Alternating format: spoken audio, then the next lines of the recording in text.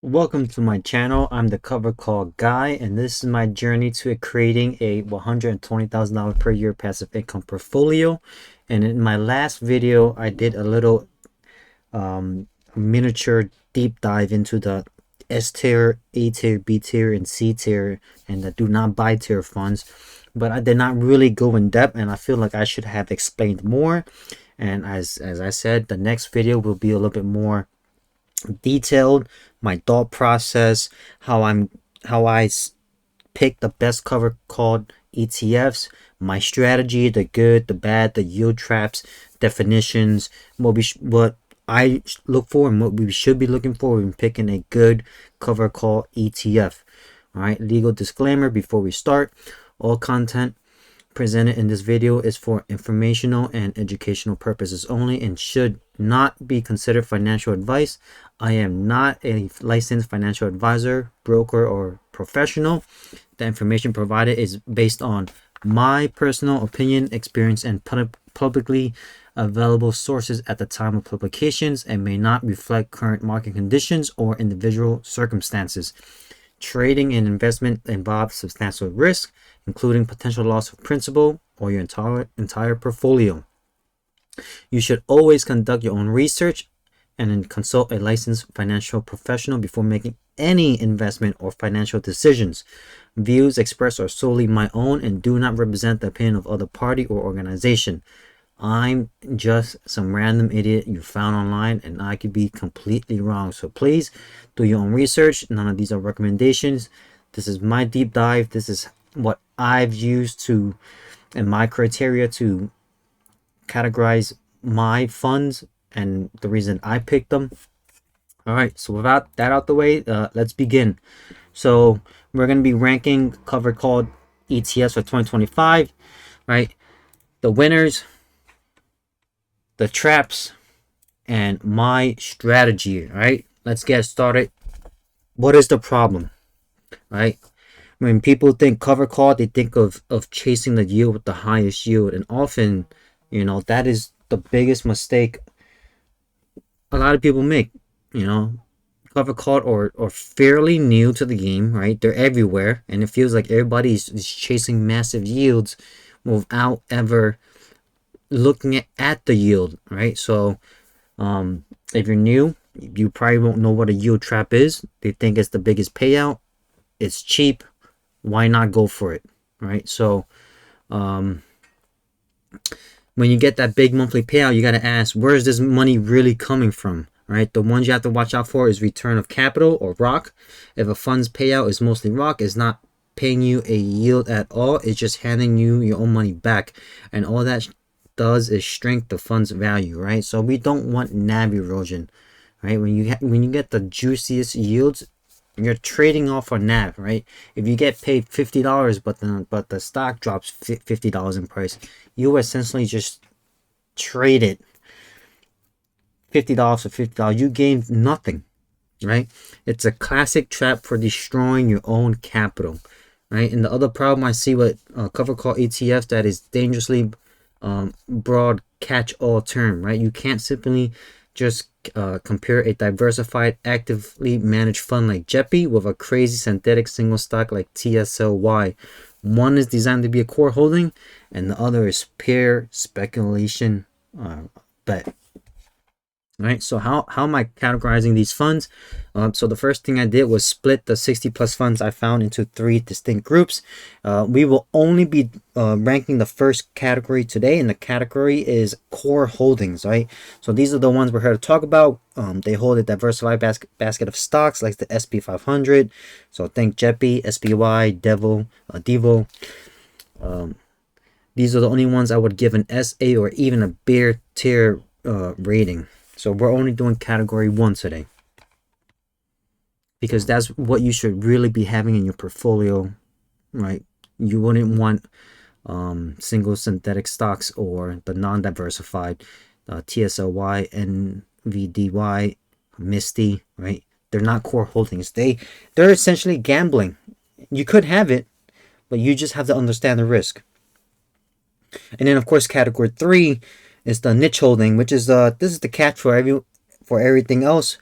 These are the speculation stocks, the crypto stocks. I put BTCI because I own BTCI, so it's my high conviction satellite fund. So those are the ones you don't necessarily build first and the quickest. Those are the ones you build out your core position first, and then you start to divest funds into those holdings, right? You want to stick with category one and just build up on category one cover call ETFs. Those are the which, you know, like the VOO, VTI. Those are the ones you just build, sit and forget, keep reinvesting, keep building it up, right? And then category two is, well, I want a little bit of risk. I'm okay with, I already built out my core holdings, and I want to have some fun. Those are like, you know, I'll gamble a little bit. And then category three is, I want to say BTCI is a gamble, but again, as much as my conviction in Bitcoin and crypto, it is a speculation, right? So I do believe it's going to be a 10 the crypto world, the crypto fund, the market share is going to end up being over 10 trillion in about 5 years. It's already at 4 to 5 trillion right now, maybe 5.5. So it's not a matter of if it reaches 10 trillion, it's just a matter of when. But again, it is still a speculation asset. So, you know, we stick to the core stuff that you need in everyday life. BTCI is still very volatile, right? As Bitcoin can swing 20-30 grand up to 20-30 grand down. So those aren't your first built out, your core. All right. Section 2 is the tiering framework. This is going to be my scoring model, right? So to get past the U chasing mistake, I built this multi-factor scoring model, and this is how I'm judging all of my category one core funds, right? As you see, yield is not the main factor, right? The biggest is capital preservation. 40%. I have to think, all right, is it good enough to, is it going to have NAV erosion? Is my NAV going to grow? Is my NAV going to be stable, reliable? And the next is the strategy and upside, the core metrics, and then the tax efficiency, which almost all cover call ETFs would have. So this is my least worries. The biggest factor at 40% is capital preservation and total return. A high payout is worthless if your total investment is going down. Let's say that again. A high payout is worthless if your total investment is going down. We want funds to actually preserve or grow our money, right? And then next is 25% at strategy and capture upside. Does the fund let you capture some of the market's growth, or does it cap you at 100%? Right? My S-tier fund must let you participate in the upside. Right?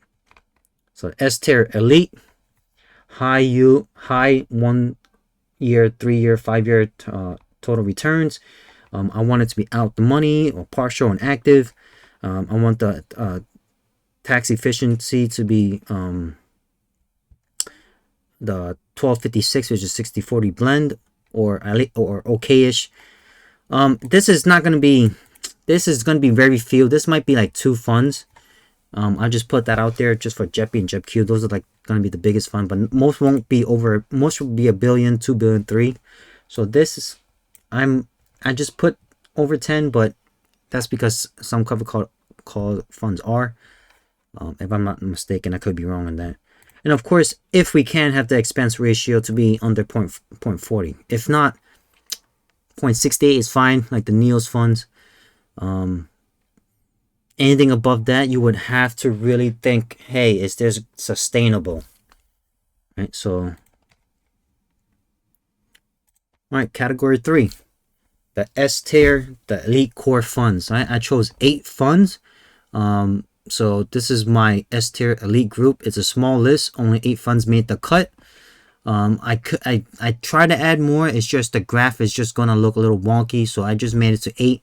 I threw a cover call in there that most people don't know, right? Most people know about JEPI, JEPQ, QQQI, SPY, DIVO, GPIQ, GPIX, but most don't know about FTHI, which probably is going to be one of my next buys, right? So let's break down the S tier, right? JEPI, JEPQ from JP Morgan. You know, these are the biggest ones, right? They're the market leaders with low fees. Their strategy lets you capture some upside, but the main drawback is taxes. They're taxed as ordinary income, right? So we want these for the IRAs and 401ks. Then we have the SPY and QQQY from News. These are direct tax efficient competitors. They use section 1256 index options, which give them a favorable 60/40 tax rate. This makes them a much better choice for a taxable account. And then DIVO, one of my favorite, again, monthly player.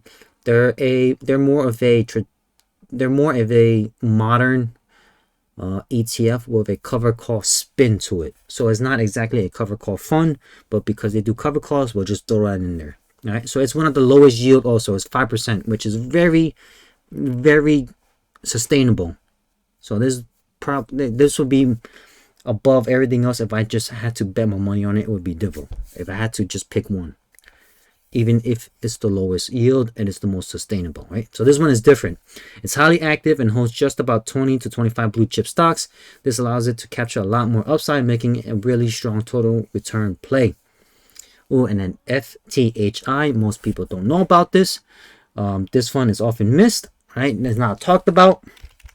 So FTHI, its 3-year total return is exceptional, which told me that its active stock picking is working, and it is also tax efficient. So all time, it's up to 20%. It is the first trust buy right income fund. And it's been performing very well, very consistent. I like it. I love it. It focuses on both income and capital appreciation. It does U.S. equities and writing call options for the SP 500. So, and then my other favorite, the dual. These two duals are the best. I love them. GPIQ and GPIX. They are the newer. They're newer. They're about 2 years old. They've recently just come out, and they combine active management with the same tax efficiency of the 1256 strategy, and they are built to compete directly with Neos and JP Morgan. If I had to pick two duals, I would pick these two. These are the gold standard in my opinion. I've mentioned these multiple times on my channel. If I had to pick the two duals, if it's SPYI or QQI, I would pick the Goldman Sachs funds. Their strategy is very unique. I have not seen it anywhere else, and that's why it makes them very, very good. Their strategy allows them to only cover 25 to 75% of their stock, of their portfolio, so they can capture so much more of the upside and can create a nice buffer during downside corrections. All right, moving on. Section 4, the A tier and B tier. So this section here, give or take, I wouldn't really say A or B. I just had them in there as A or B. It just really depends. It really depends on your time frame, which would make these A or B.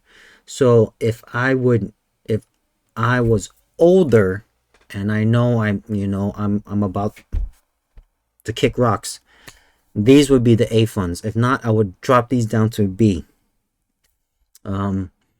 They are still excellent high quality funds, but they come with one big well-known trade-off, right? The B tier funds are solid, but they're newer, smaller, and have a slightly different strategy. So let's look at them, right? So the A tier, this brings us to QYLD. Now I put it in A tier again because you trading the yield for the 100% upside cap, and it just depends on your age group and where you're at in life. It is fair to put it into the B group, but I just put it in the A group for this video. All right. You're wondering why they're not S tier? Because it's definitely not S tier. Their strategy involves 100% at the money, which we typically don't want and cover calls, right? That means they're gonna get called, and the shares gonna you're gonna have to buy the shares at a high price. We don't want that, right? The 100% upside cap is the trade-off, and is a big one. So you would see the NAV go down. You don't really want see the NAV grow. So I have it at A tier, but it could be in the B tier. Again, it's in the A tier just because a lot of people buy it based on their age. They're a lot of people switch over to this because they're already in their 60s or 70s and it works well for them. But I could put this into the B tier, right? And so in B tier, we find the innovative funds, right? Then you got the half buy right strategies like RYLG. Is tax efficient, small caps. It's a college strategy that uses puts for downside protection. They're solid funds, but they just don't have the track record yet. Once they have the track record, we could probably see how they perform, and then we could put it in the A tier. And then next section, section 5, and we call this the UMax tier, right? This is the ones that's been given cover call ETFs the bad rep. This is where you find all over Twitter, Reddit, YouTube, right? The UMaxers. What can I say about this, right? These are the high risk, extremely high risk. Let me be clear, these are not core holdings, it's speculative or tactical tools. These are you buy them for short term, right? We could do the case study on this, the trap versus the success. You have to understand they're not all traps, right? But they are a high risk gamble. The trap is when the massive yield is just NAV decay, giving you a negative total return. And this chart shows exactly what I mean. The trap over here in the bottom right is Misty. It's the perfect trap example. It shows a crazy 231% yield, but its total return was a negative 20. And then we have the successes. Coney, TSLY, Nvidia, and is it Nvidia? I'm pretty sure it is. And then Amazon.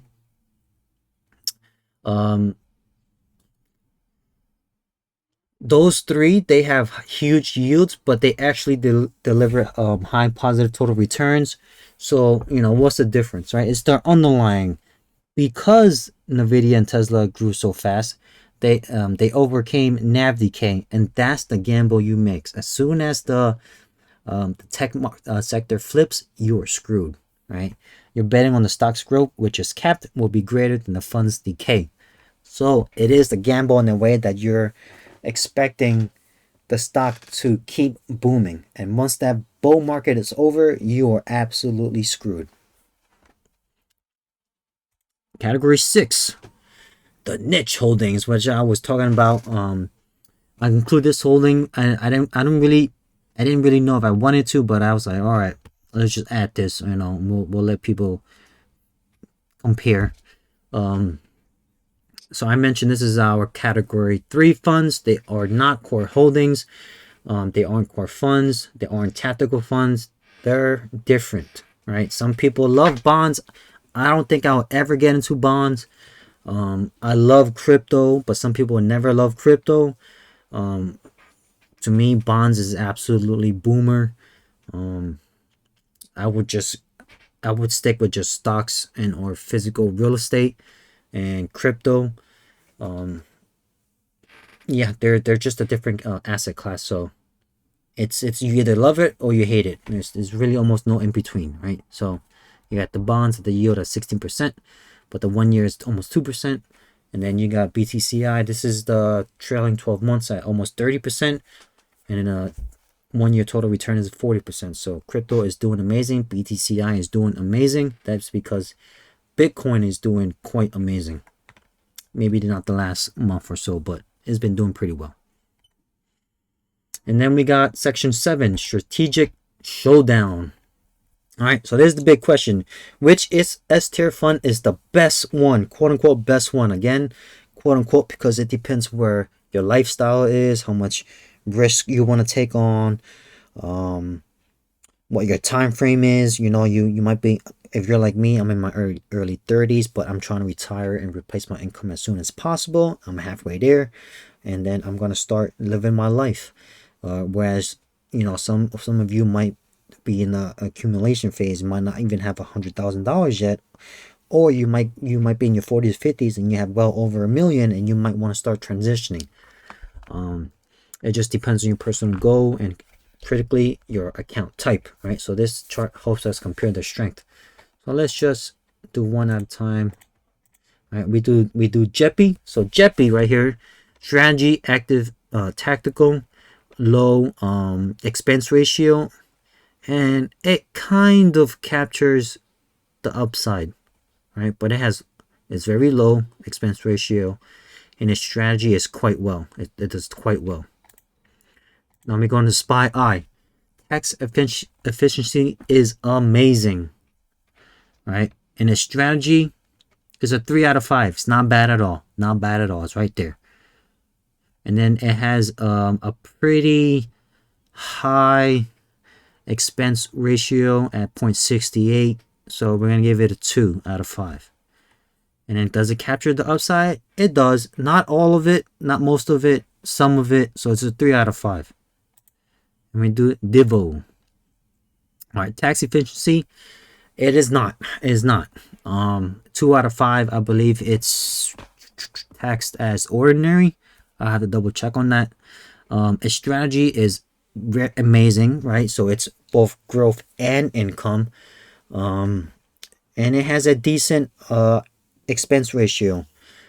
And it does allow you to capture the entire upside because, again, this is not an actual cover call fund. It is a modern traditional, it's a modern ETF with a cover call spin to it. And then we got GPIX. Tax efficiency is almost 100% rock. Its strategy, in my opinion, is amazing. It's a 4 out of 5 because it doesn't it allows you to participate in the upside, and it captures and it buffers some of the downside. And then I would put this a 3. I would probably put this a 4 or even a 4.5 to a 5 because it's a 0.29 expense ratio. It's not the lowest, but it's there. So I'll put it a 3. I didn't want to be too biased. But looking back and looking at it now, I would probably have put this a 4, maybe in a 4.5. And then it captures almost all of the upside. Again, it's a very flexible strategy. If you don't know about the strategy, please look into it. Please do your own due diligence, and you can come back and be like, oh, wow, GPIX and GPIQ is amazing. And you thank me for it. And then we got FTHI. It's another S-tier fund, in my opinion. Right? Tax efficiency is amazing, 5 out of 5. Its strategy is very solid, 4 out of 5. Active tactical. The expense ratio is quite high, so I don't. Let me just Google it real quick. Yes, it's all right. So it is an odd one. That's why I couldn't remember off the top of my head. It's a 0.76. So it's quite high. It's up there. That's why I put it as a 1. So it has to perform well for it to be worth it, right?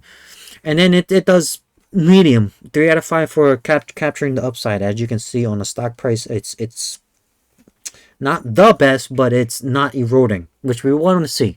It is an income ETF, income first, right? We buy cover calls for income first, and then if it's capital appreciation, we'd be thankful for that.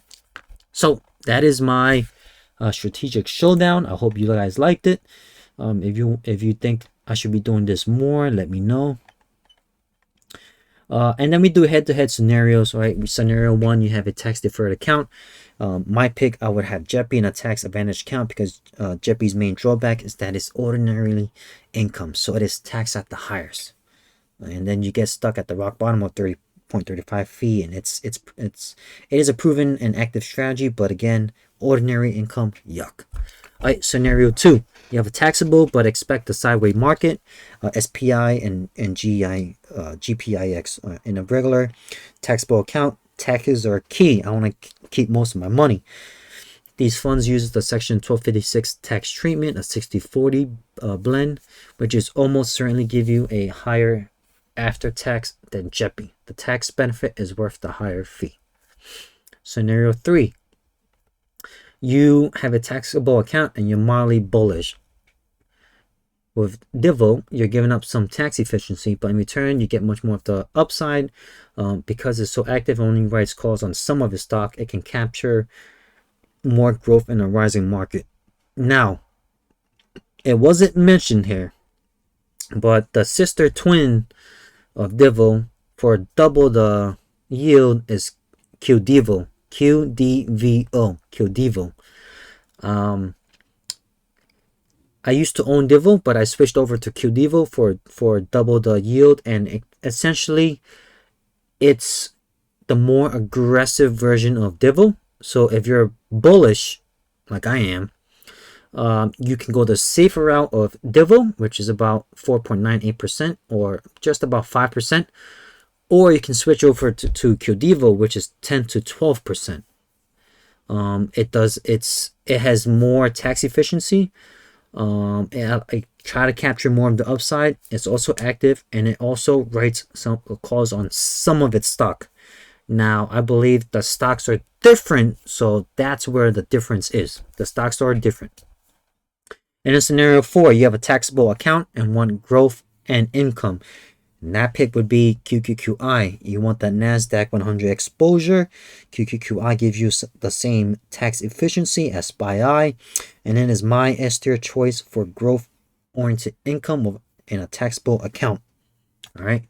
And then I just have some S-tier strategic matrix. You can read through it. You can look through it.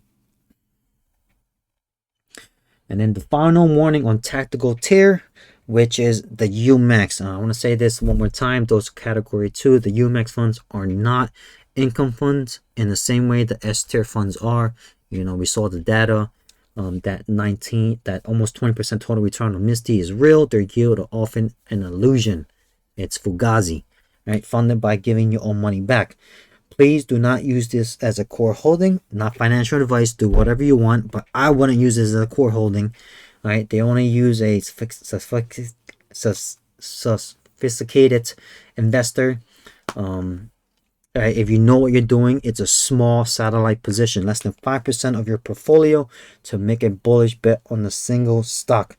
Using them as your main income, you will end up being a Reddit post. Guaranteed. You will be crying on Reddit. You'll be like, what have I done?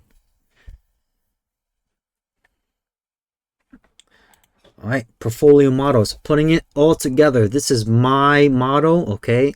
If you don't agree with it, I understand. This is my model that I put together and how I think works the best. So let's see, model 1 is the S-tier tax deferred, right? For IRAs and 401ks, we focus on low fees and total returns. So we have about 20% of it is FTHI, 30% in JEPI, 30% in JEPQ, and then 20% in Divo. And then model 2 is the S-tier tax efficient for the taxable account. That's for me. That's what I want, right? So in my taxable account, right? So 20% in Divo. I did have Divo, but I switched it out for QDivo. So I just put this here because it is the safer alternative. If you research Divo, you'll come across QDivo. So is it a Divo or QDivo? However you want. I just put the lower yield because it's quote unquote safer. But I have QDivo. And then SPY 30%, QQQI 30%, and then 20% in GPIX. And then model 3 is the core satellite. This is like super aggressive. This is my gamble. And for me, I owned the BTCI, and I will probably own blocks BLOX. And those are my core satellite, my 2. And that is all. That is my, I guess, my semi in depth. I don't know how much more I can go. I can definitely go a little bit more in depth in a particular ETF or cover call. If you guys will leave a comment, I will definitely do a deep dive into it, whether I would own it or pass on it. So if you think I should do that next video, let me know. But this is my ranking for cover call ETFs for 2025s, the winners, the traps, and my strategy. Thank you for watching. Catch you guys on the next video. Stay tuned on my journey.